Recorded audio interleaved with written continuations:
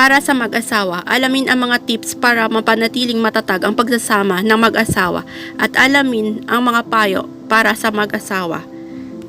Panoorin nyo lang po guys ang buong video. Maraming salamat and God bless you everyone.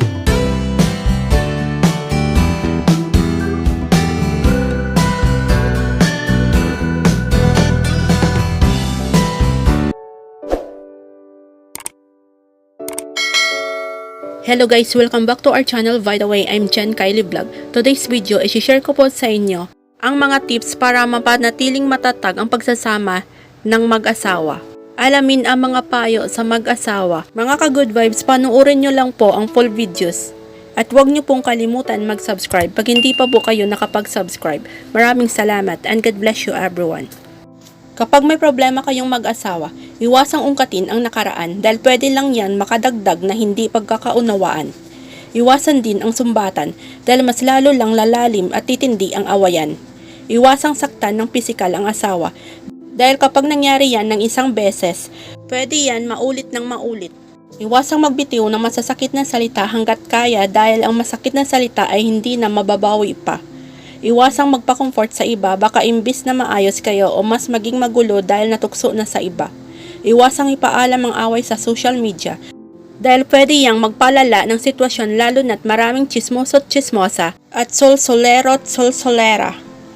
Normal sa mag-asawa ang humarap sa problema pero kapag mayroong hindi pagkakaunawaan, mas mainam kung mag-focus lang sa problema at huwag nang ungkatin pa ang nakaraan. Kapag gusto talagang maayos ang problema, hindi na mahalaga kung sino ang mali o tama. Ang importante ay gumawa ng paraan at pag-usapan ang hindi pagkakaunawaan para sa mas maayos na samahan. 10 payo sa mag-asawa. Madalas bang magkaroon kayo ng pagtatalo? Normal lang naman yon sa mag-asawa. Pero paano nga ba magiging maayos ang pagsasama kahit na dumating kayo sa maraming problema? Ito ang ilang tips para mapanatiling matatag ang inyong pagsasama bilang mag-asawa. Number 1. Pag galit asawa mo, huwag mong sabayan. Kailangan isa lang ang galit. Kung galit siya, hayaan mo siyang manahimik ka. Kapag kalmado na, tsaka kayo mag-usap at huwag matutulog ng magkaaway. Number 2. Self-control. Kailangan matuto kang kontrolin ang sarili mo. Hindi pwedeng pag galit ka, manakit ka, magsalita ng masama o susugod ka. Number 3. Tanggapin mo kung ano ang asawa mo. Pinili mo yan, ginusto mo yan. Kung anong pangit, tanggapin mo, magtiis ka. Number 5. Pag may problema, pag-usapan yung dalawa ng pamilya. Hindi ng kapitbahay, ng kaibigan at lalo na wag nyo i-post sa FB kapag magkagalit kayo. Pag may hindi pagkakasunduan, wag hayaang humantong sa sakitan at hiwalayan. Number 5. Pag galit siya, marami yang masasabing masasamang salita.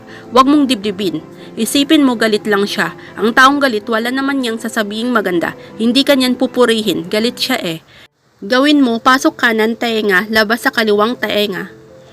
Number 6. Laging yakapin ng asawa at mga anak. Nakakaluwag daw yan ng dibdib. Nakakagamot ng sama ng loob. Nakakaluwag ng problema.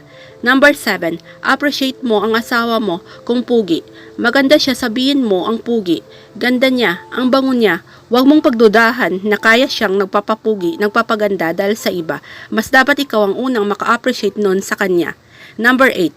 Pinakamahalaga ang respect at tiwala kaysa sa love.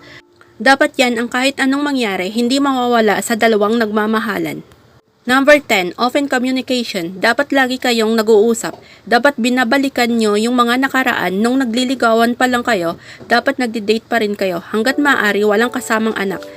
Pinag-uusapan ang problema, hindi pinag-aawayan.